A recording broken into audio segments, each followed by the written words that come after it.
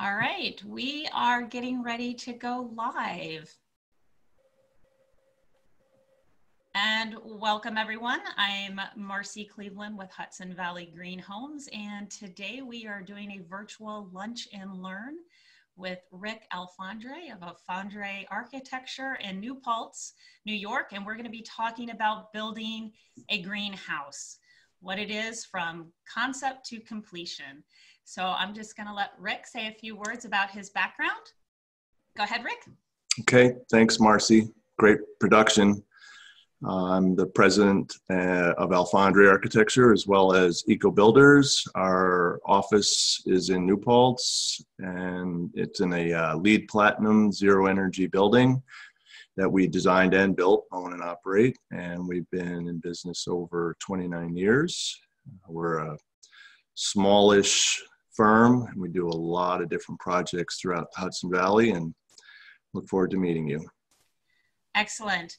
Okay, well, so we're going to pretty much jump right into this presentation because we have a lot of material that we'd like to cover. And I think the very first thing is we need to define what exactly is a greenhouse. So I'm going to go ahead and share my screen.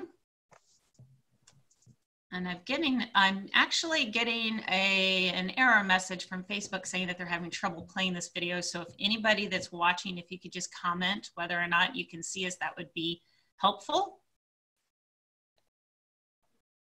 All right, that is a first. Been doing this for a couple of times now and have not seen that message before.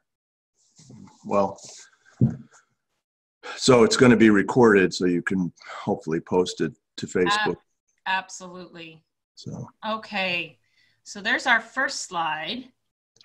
Well, so thanks for assembling the slides. It's really much appreciated. It's a great production, and our focus is really on health and well-being. The green building movement, really kind of started in the 70s after the Arab oil embargo, and a lot of concern about the environment, and started with some pioneers with passive solar housing, and a lot of focus on energy and energy savings, and trying to utilize what at that time was called alternative energy, which now is obviously very commonplace, solar and wind, and energy conservation. But in the process of exploring those avenues of being sustainable, people also discovered that our indoor environments have the potential to be very unhealthy. And so there's a synchronicity between our built environment, our health, the health of our neighborhoods, our communities, and our planet. So it's a multifaceted, multidimensional conversation about health and well-being, and energy savings is a piece of it. Materials and water conservation and indoor air quality and the indoor environmental quality and things of that nature. So we're focused on, when we're talking about building homes, we're talking about designing and building or renovating homes so that they are healthy and energy efficient, with the use of as few or no toxic materials as possible inside and or outside a building. Great. Now, you've already mentioned some of the advantages of a green home, so that's our next slide. We can go through this list. Just aside here, Rick, we got some folks that chimed in and said that they can still see and hear us. So all right, we're on track. Great. Right, so here we go. And that actually is one of your projects on this slide, isn't it? Yep. That's a house in Warwick. The owner is a well-known author. She's a wonderful person and very, very concerned about the environment. That's a Energy Star rated home. very energy efficient, very comfortable, light filled. It's designed specifically for the site, so you can see that the house captures the sun. Its face has deep overhangs on the south side. It's bringing in lots of early morning light on the east. There's a small pond to the east, so there's some views down to the pond and then out into the woods. And in this case, the roof, you know, it's a simple house with simple shape. The gable south-facing roof has a lot of PV and solar hot water panels as well. Excellent. All right. So I don't know if you wanted to talk about any of the other advantages that are listed there, but I think you've hit on a lot of them. Well, it really is a combination or a synthesis of all of these elements and perhaps others. The others being designing a building that's specific to its place and really thinking about what we call the site forces of a place. So residential design in this climate, where we try to organize a house or a building that, when we're talking about residential, where we can actually capture the sun in the winter and exclude it in the summer as much as possible, so thereby warming the house, but also giving people a sense of connection to the natural forces of the earth and of the universe. So by organizing a house in this way, in other words, say the living rooms and the bedrooms are facing south, and the entrances and the utility rooms and things of that are on the north side, if possible, then you have a direct connection. You, the occupant, have a direct connection to the natural environment. You see the sunrise, you see the sunset, you see the moon rise, you see the moon set. And it can't be done in every location, and sometimes there are overriding factors, but the idea is to look at the context as much as possible and try and couple the design of the building with those natural forces. And that leads to better sustainability, but it's also integrated with the environment, the natural environment. Great. Let's take a look next at some of the different types of green homes that people may be familiar with. Let's start with passive house versus passive solar design. And this is one that I kind of get confused about a little bit. Yep. From what I understand, passive house incorporates some of the passive solar design elements, but it's more focused on indoor air quality. Is that correct? Am I getting that right? Well, yes. And I didn't take the training, but I've done a lot of trainings and study, and I'm part of the Passive House Alliance. Passive solar design is where, again, where we would orient the house with large apertures towards the south. And you can see in the picture on the right that there's the roof is shading that glass in the summer, but it's allowing winter sunlight to come in. So it warms the house, and it's minimizing the glass on the north and east and west. And again, it's supposed to have a good enclosure, all of the walls, roof, foundation, windows, doors, properly insulated and air sealed. Passive House is a European program, and it goes very deep into the details of design, particularly in this climate. Again, it's very well built enclosure, thermally, no thermal bridging, meaning no opportunity for energy to pass through the enclosure with metal or wood.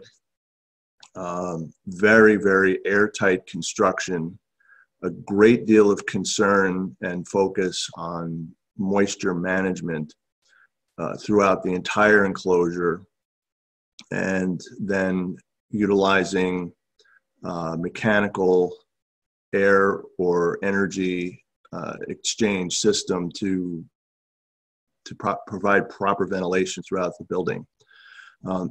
So the passive house principles we've been following for a very long time. It's great enclosure, as airtight and thermally well built as possible, and then you ventilate correctly. You don't want ventilation or air leakage to just randomly come through parts of the building.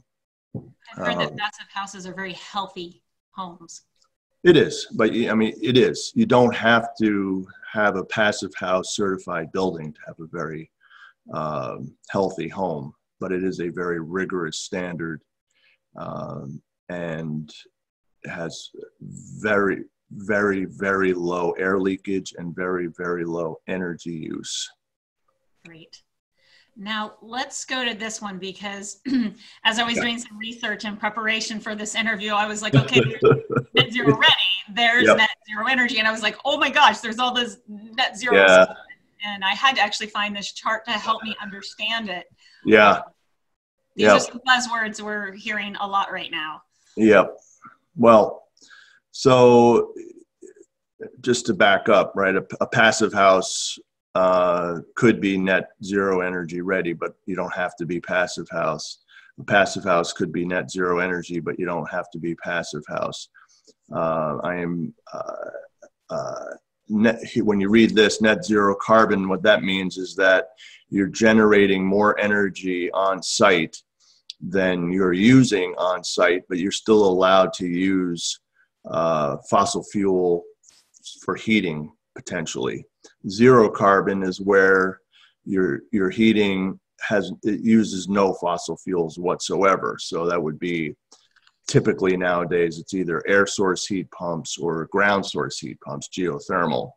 And then with the zero carbon and grid interactive, so there's some forms of storage, and there's a dynamic relationship between the buildings and the electric grid. And there are iterations and a lot of details in any of these, but the point ultimately is you still have to make a very energy efficient building enclosure, and then utilize very energy efficient lighting and mechanical equipment, plug loads, to try and drive the energy use in the building way down. With net zero energy ready, what that means is that the building is ready for solar, but you didn't install the solar to offset the energy use. And what happens is, as you design a building, you would engage with a home energy rater or a passive house rater or a lead rater, and they will do an energy model of the house and determine how it's going to perform, and they may even make suggestions about things that need to be tweaked, and they will also do inspections during construction. All of these, it's really important to understand that energy alone is not the only thing. We've got to have healthy indoor environments. Right. All right, so we're going to actually go on to the next slide and just look at great slides. I know other quote unquote green homes. Consider is being sustainable. Yeah. Well, we haven't done a shipping container project, although we had a conversation with somebody recently. I've seen a small office building that was made. The shipping containers apparently have a short lifespan that can only go across the ocean a couple of times. They're inexpensive to purchase. They're very heavy duty steel. Insulating them looks to be, to me, kind of a challenge. You're definitely going to be using foam insulation. I just don't see how we could do it with wood fiber products. But it's certainly an interesting thing to consider.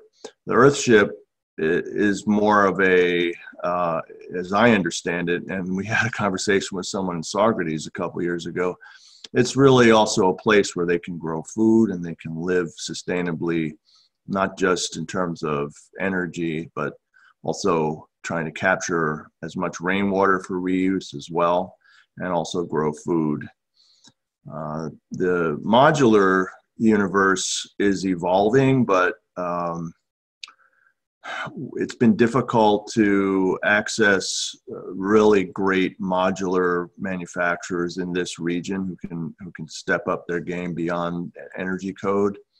That said, there are panelized building manufacturers, Benson Wood and New Energy Works, who provide, among others, who can provide some really great wall and roof assemblies that are high performance, that are pre-engineered, pre-manufactured, shipped to the site, ready to be assembled, and can be assembled to achieve, very low air leakage, passive house type ratings, and work towards a zero energy, low carbon footprint.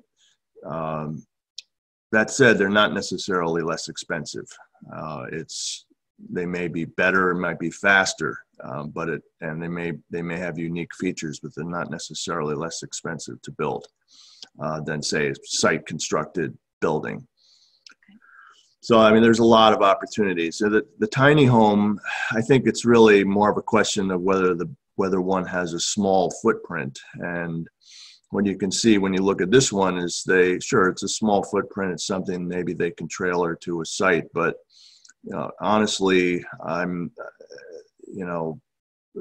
this one is on a trailer, obviously. So the bottom has to be properly insulated and air sealed as well.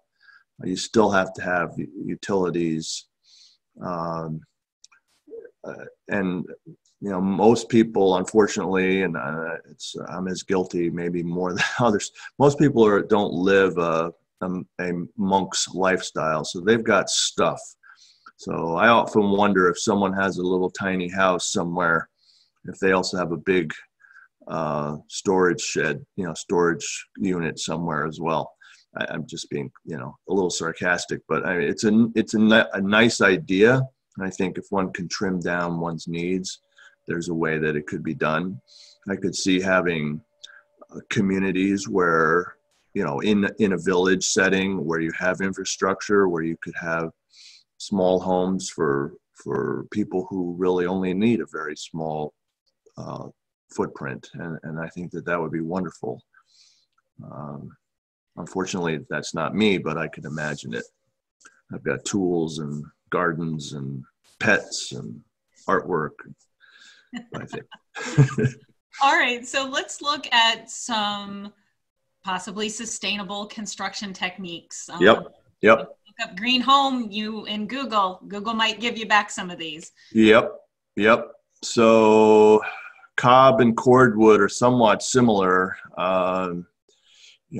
Typically built with wood, and that's really great in terms of you're actually storing carbon in the walls usually. Actually, I worked on a cordwood house many years ago, helped with some plans for that house. The issues are water and moisture management. They certainly could be parged with proper stuccos. You still need to really look at the other elements of a house, proper ventilation, moisture and water management, all the things that we would look at in most buildings in this climate. Straw bale, I haven't done any. I have a friend who has a beautiful straw bale home in New Paltz that they built. It's a timber frame house, and the walls are all straw bale outside of the timber frame. So and it's beautifully stuccoed inside and out. It was well crafted. It's lasting a long time. It's very energy efficient. I believe they have a radiant heat system in the house. It does take good craft to be done well, and again, water and moisture management are keys to be sure that and that's true with any structure, really. It's not just any of these natural materials, It's any building, any type, any one that you see. Water and moisture management is the big thing that either sustains a building or kills a building. It's either healthy in an indoor environment or not. Rammed earth, I don't know if there's any in this climate that are built. I've seen some great workshops. I've attended some great workshops where people have done rammed earth or mix of rammed earth and cement and not wood fiber, but agricultural fiber. They look really interesting. I could imagine that in the right climate, they would make a lot of sense. And depending on the thickness and how again, how it's modeled, it may make a lot of sense. I'm suspecting that in this climate where it's quite cold in the winter, and also we have a lot of moisture variations, that rammed earth buildings would be a real challenge. I don't know, but I think they probably would be, even if we had the proper soils for it. Okay. Rammed earth is described kind of as a sandcastle house. Is that correct? I hear that they get left for a long time. Yeah. They're using, as I understand it, they're using primarily soils that have a high clay content, and they're packing it densely in forms as it goes. You can see in that picture the layering of the form work as it goes up.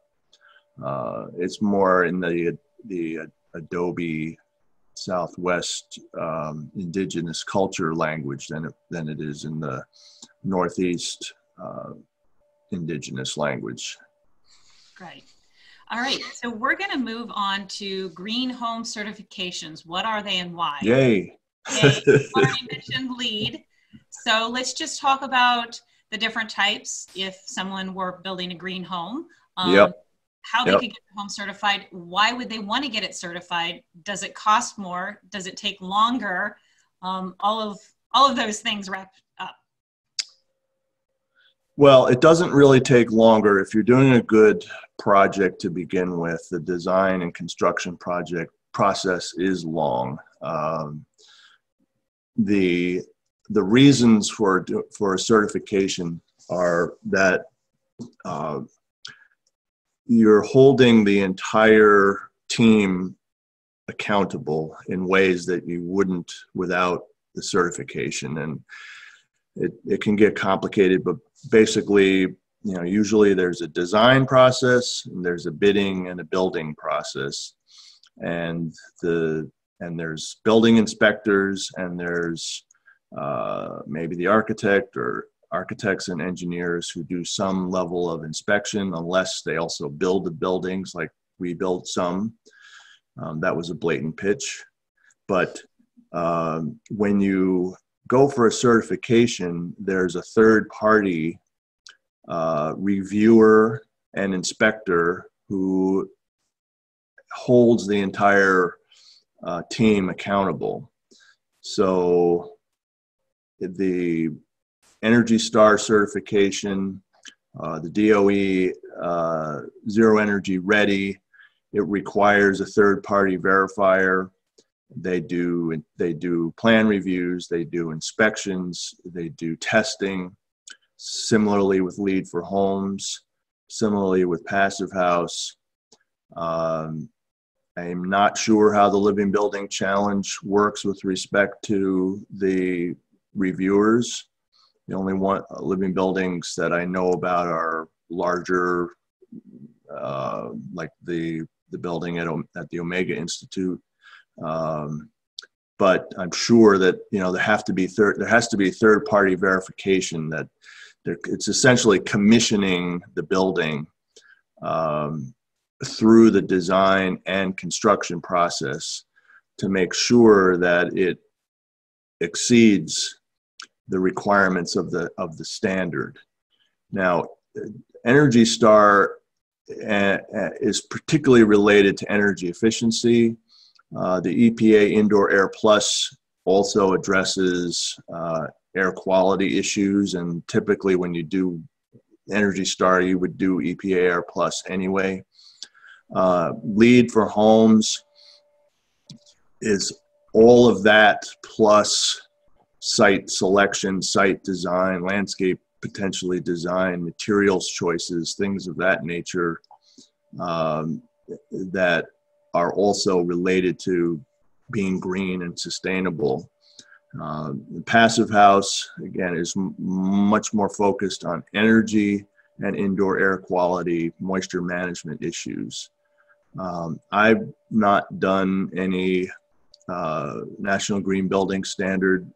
I'm an advocate of LEED. I've been a LEED accredited professional for 18 years, and when the National Home Builders came out with this standard, it was in reaction to LEED for homes, and it feels to me like it's a bit watered down. They probably wouldn't like it that I'm saying that, but I just don't think it's as rigorous a standard as LEED by any stretch. So if one was to start out, I would say go for Energy Star and EPA Indoor Air Plus, and then from there, it's not a big leap to LEED for homes. It's a bigger leap in terms of the tightness of the building and construction sophistication for passive house, and passive house will have some limitations on building design that LEED for homes might not. So in any case, they're all really great because they make for a better project. And I think that as long as you're investing in a home for a reasonable number of years, it's not a short-term investment. Investing big, investing long is probably a wise thing to do. And to save a lot of energy, and you're going to be much happier in the end.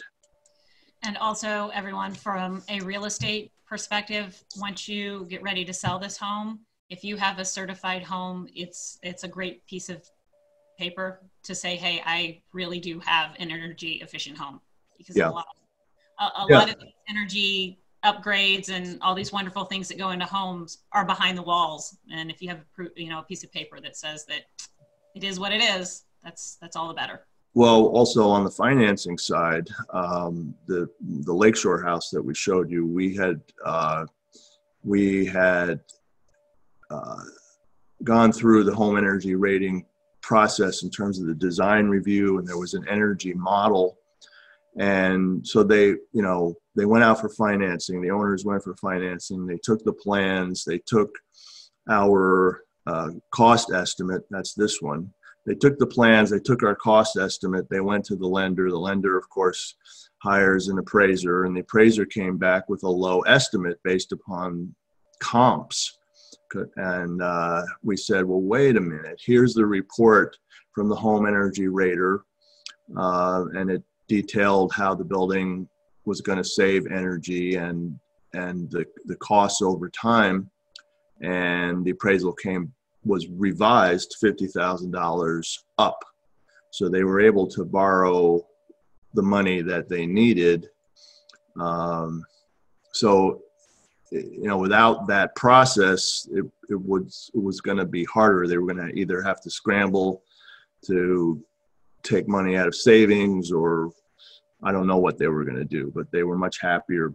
And that was a direct result of the Energy Star and Indoor Air Plus design review and energy modeling process. Absolutely. So that's this project. And I know you had another one that was a certified project. Yep. Yeah, this one is, this one's in Garrison. This is, it's a unique house on top of the mountain. Was built for really an elderly couple, and the exclusive of the pool energy, the swimming pool energy, the entire building was what's called a HERS 12, which means a HERS 0 is zero energy and 100 is standard code. So this was, ultra energy efficient building enclosure, primarily pre-engineered, pre-manufactured. very high performance windows, high efficiency air conditioning and heating, and great ventilation. Now they were going to have the swimming pool regardless, so the swimming pool has its own energy demands. But the building itself was ultra energy efficient. Fortunately at the time, Energy Star allowed us to exclude the swimming pool equipment energy piece. Now there's an automatic cover and there's a dehumidification system, and doing this enclosure is a unique project onto its own because of moisture drive in this climate. That's another conversation. You could do a whole lecture on that. I have a question for you regarding both of these projects. Now, obviously, these were new construction homes.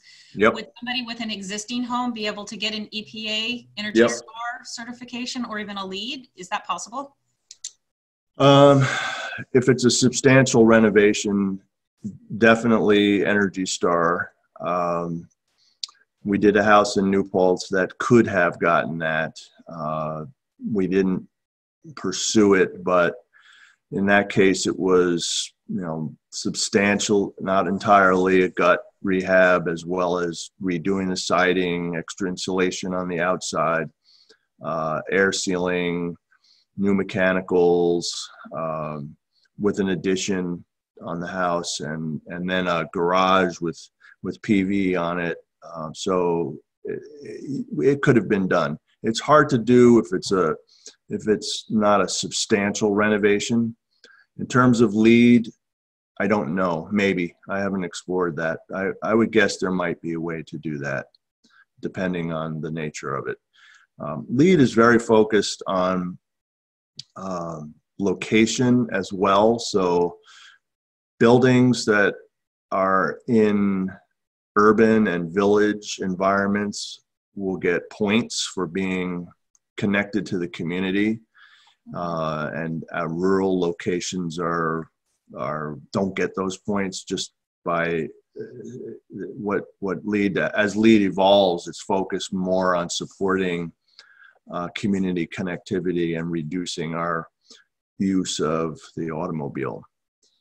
Of course, we're all going to struggle with that with COVID, but it's really supporting village and city living more than just energy on a house in the middle of, the American dream location.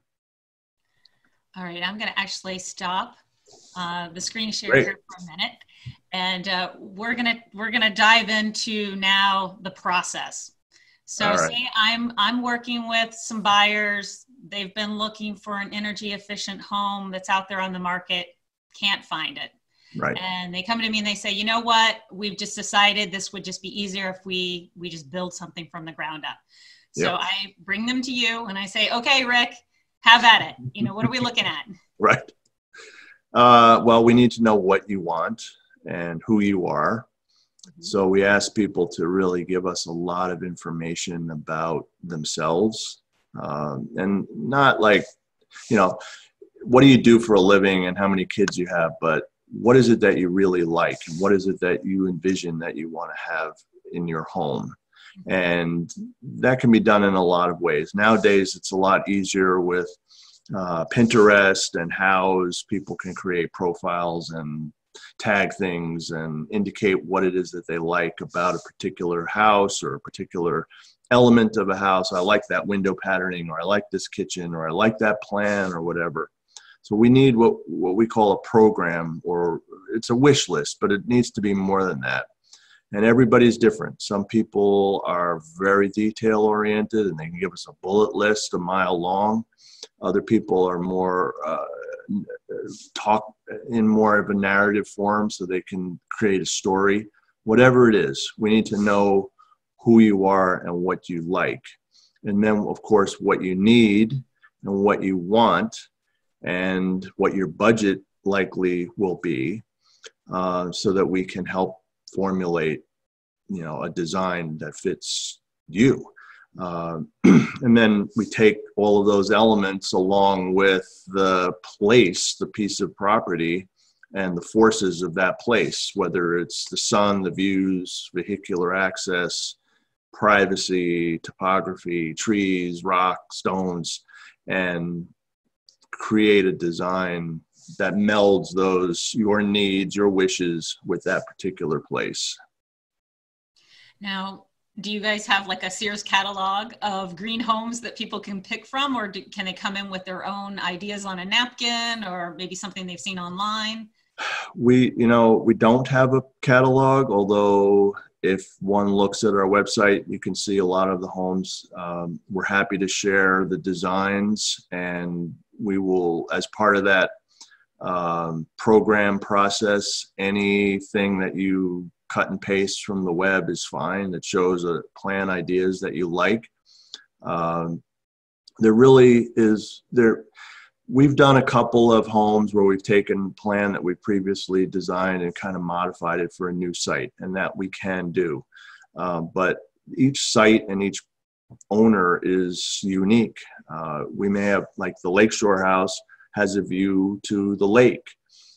You might have a different kind of organization and orientation. You might like that plan, or you might even like that style, but it may need to be modified for you. In fact, we're looking at adding a lower level to that design with 2 bedrooms and a bathroom for a sloped site, and maybe turning the sunroom into a screen porch, things of that nature. Yes, it could be done.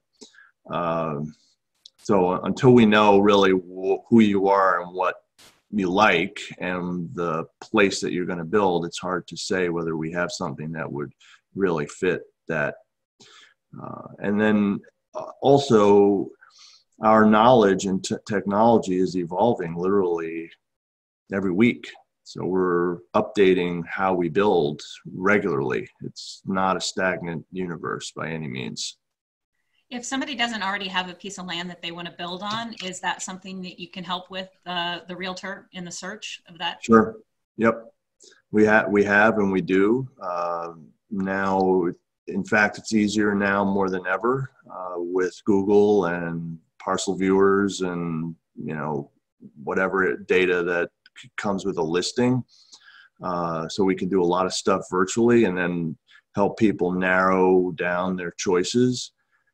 We've also recommended that folks add, if they're really serious about a piece of property or a house, that they add a condition, clear title, obviously their ability to finance, but also a satisfactory report from their architect that the house or the property will meet their needs. Now, some sellers may not agree to that, but if you give it a short window of 2 or 3 weeks or 4 weeks, that might also coincide with the other due diligence that you're doing anyway, they may be okay with that.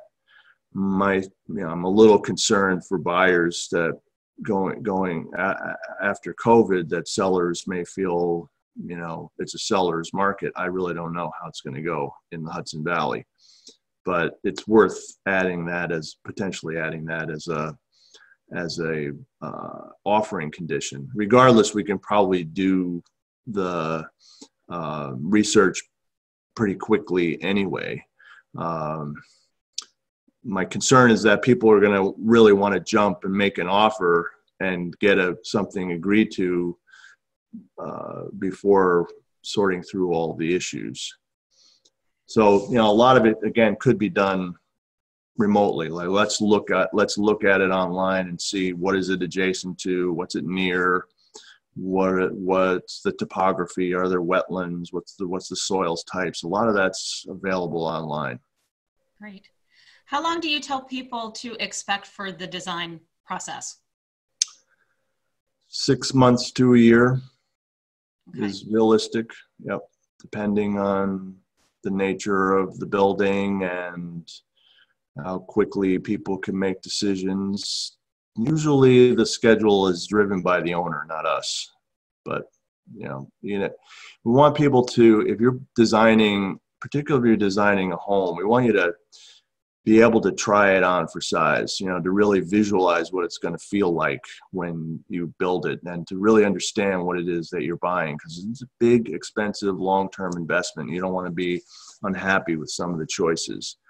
And they are complicated buildings. It's not, that's why a lot of people buy what's already built, because they can't make choices or they can't imagine the choices. So they buy what's built.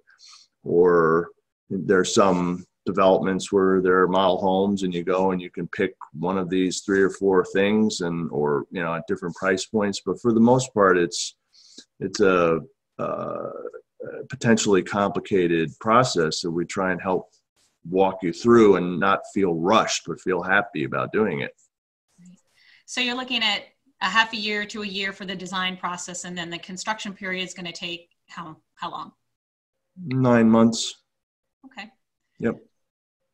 Now that house in Garrison with the swimming pool, that was a year and a half from inception of design to move in. But they wanted it fast, and they trusted us, and they were fully engaged, and they had plenty of money to spend. But if that wasn't the case, it probably would have been a 2-year process. Wow. What's the longest a house has ever taken you from start to finish? 3 years. Yeah. Yeah, we've taken 2 years to design a house for somebody, but that was their,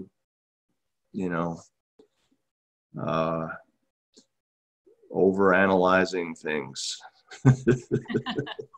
So now here's the $1 million question. Yes. Does a green home cost more than a traditional home? Well, what's a traditional home? A conventional home, one that you could go down the street and there's a subdivision being built and you're buying that new construction home. Yeah, well, yes, it probably does. But the energy code is coming along and is requiring buildings to be more energy efficient than they used to be. The dilemma with most I don't want to trash anybody, but the dilemma with many builder designed and builder built homes is that they're missing a lot of pieces with respect to sustainability and energy efficiency. Now they're better than they were, and they're getting good, but there's still a lot of pieces. To have a Energy Star rated home is a minuscule fraction more to build than to build to a code minimum, in my opinion. To have a passive house home, it's going to be significantly more money, most likely. Mm-hmm. So it really depends on what it is that you want. On the other hand, we're trying to frame the conversation. So what's important, is your comfort and your long-term financial stability, because you've saved a lot of energy over time. Your health and well-being, is that more important to you than, say, particular finishes or a particular aesthetic? Fancy moldings, granite countertops, and I'm not saying don't do those, but if you had to make some choices about where to spend money, which would you rather spend it on? And I think that it's important for people to understand that if you have a limited budget, which most people do, the vast majority of people do, then it's probably better to invest in your long-term health and energy savings first, and then maybe later, if you need to, you can change the kitchen. You can upgrade the kitchen, you can upgrade bathrooms, but very difficult to fix water and moisture problems. I hear from people that own these type of homes, what an amazing distinguishable difference there is in this type of home versus a conventional home. Yep. And it's not until you get into it and you start living in it that you realize all of the advantages. And I've often thought that wouldn't it be great if a builder or an architect such as yourself had an Airbnb where people could come and spend a couple of nights in a green home just to experience what it's like, because a lot of us, we just don't know. Right. And, right. And it's about education, and it's about that experience to really understand the difference. It is about experience. It's, how do you feel thermally? How does the air smell? How noisy is it or not noisy? And you don't really know that you're cold, let's say, until you're cold. If you're in a room where all of the walls are cold, it takes a lot of heat to make you feel warm. But if you're in a building where the walls don't get cold, then you feel more comfortable. You're more productive. You're complaining less. You're producing more. You have fewer colds and discomfort, as an example. So, right.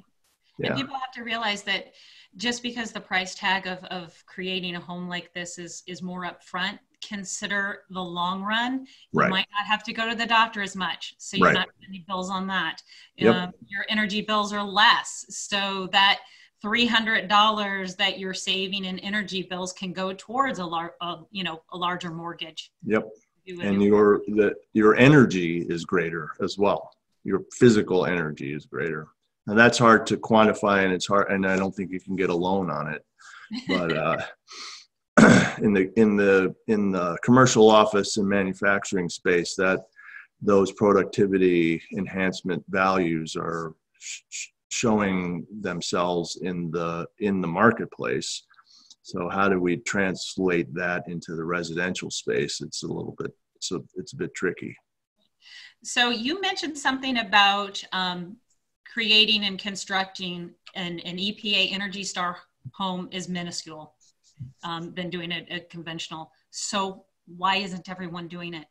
I mean, that just seems silly not to just go that little small extra step.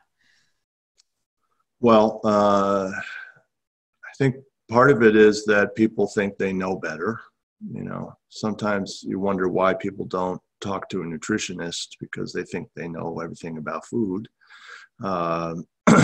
It's also, there is money that has to be spent, and when a budget is tight, you have to say, well, I'm not sure I want to spend $4,000 or $5,000 on a service that I don't understand.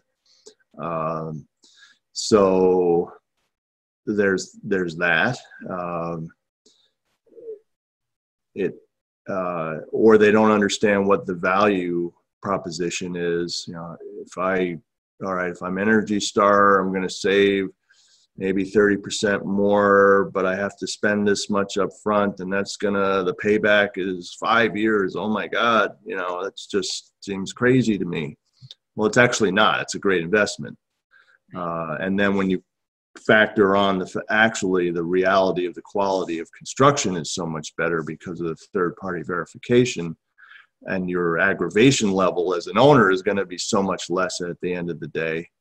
But that, it's hard to prove that. It's hard to, it doesn't matter how many testimonials we have to say that that's the case. If somebody doesn't believe it, they don't believe it.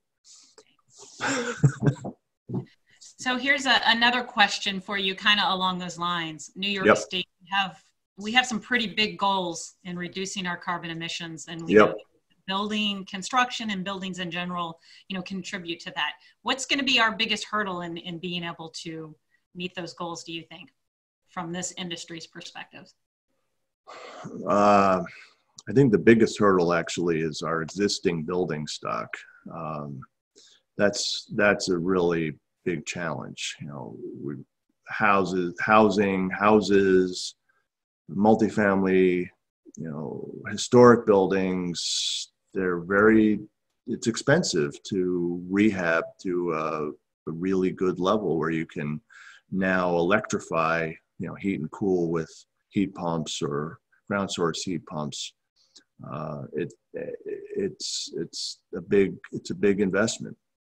So that's probably the biggest piece. The other, when we talk about, so the state's goals are specifically related to energy use. So we can make buildings very low energy use so that they can then be heated and cooled with electrically driven equipment, basically. And then on the grid, we would have solar and wind, and and hydro, and it's a happy thing. But it's getting those buildings to a point where they could actually be reasonably comfortable with that kind of equipment, and investing in that equipment. That's a challenge. Yeah.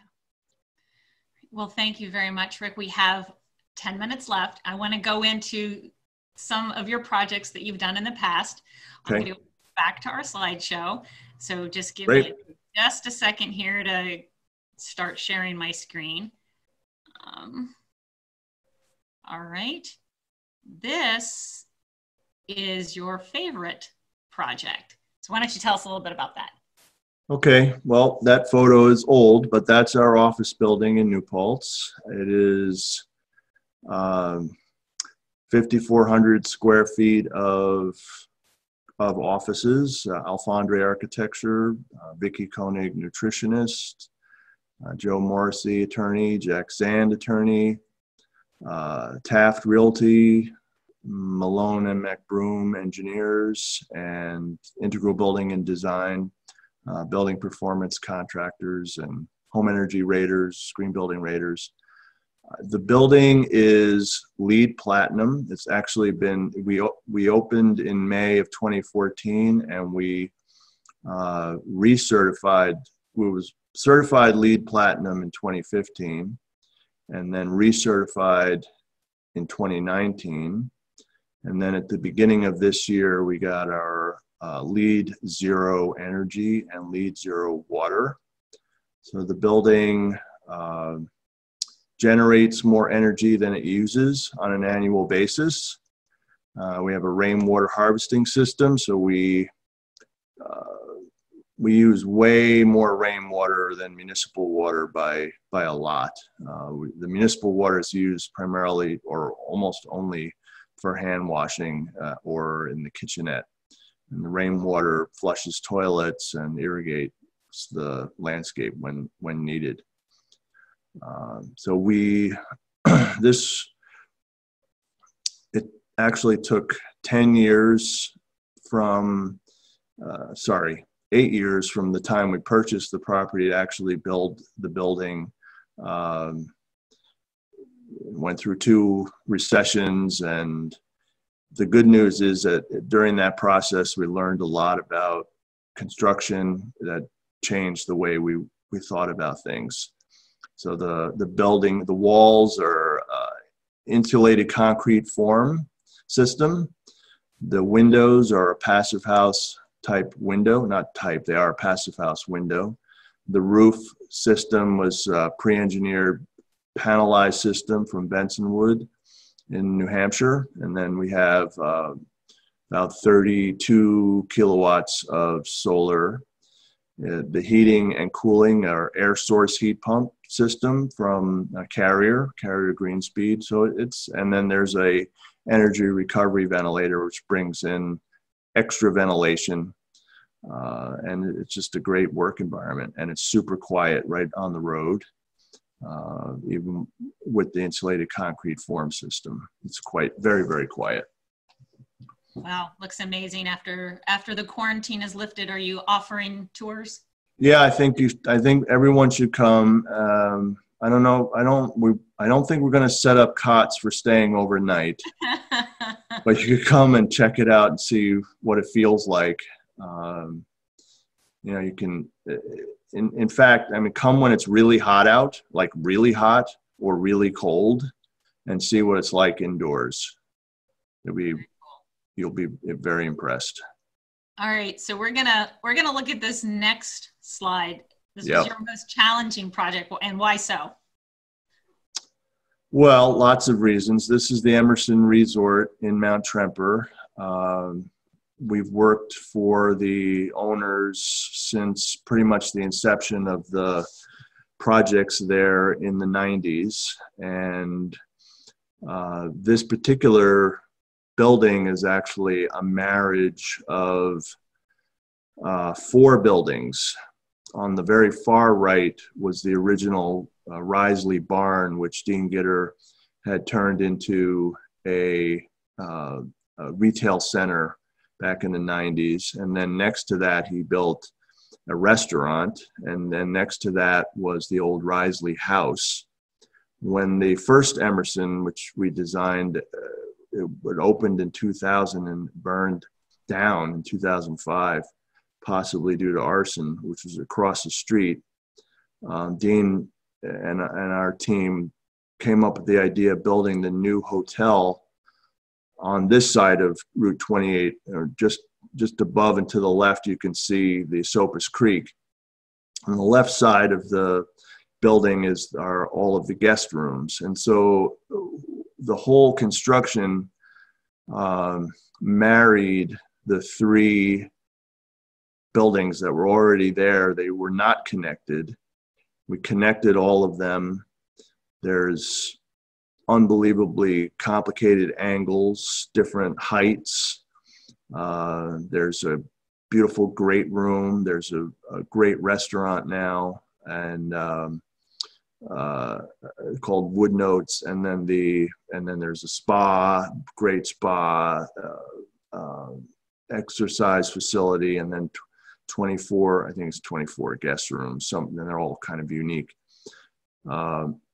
Dean sold his interest to his partner, Emily Fisher, some years ago, and then we did a substantial renovation as well. And you can just see from the aerial how complex the building is, and that was by design, but also by necessity. And just so in that respect, the amount of thinking that goes into something like this, it's hard to describe. And don't forget the giant kaleidoscope is there. Yeah, well, that was in and of itself a unique thing. Now that was whenever that was in the 90s. That was under there used to be a different building code, but the building inspector, at the time, the building wasn't sprinklered. It is now.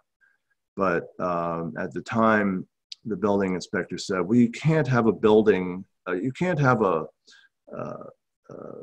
3-story building that's not sprinklered, or what, I don't remember what it was. And somehow I explained to him through the code that even though it was 50 feet tall, that it was still only a 1-story building. Now it's concrete, it's not going to burn anyway, but he granted the building permit so that they could have the kaleidoscope. It was something like that. All right, well, thank you, Rick. I want to make sure that we get to this last slide, which is how folks contact you. Yep. This is Rick's firm and how to contact him. And these are all the organizations down here that you all are involved in. Yeah, that's great. That's a great slide right there. So I want to thank you so much for taking part in this interview, and we appreciate your knowledge and everything that you had to say.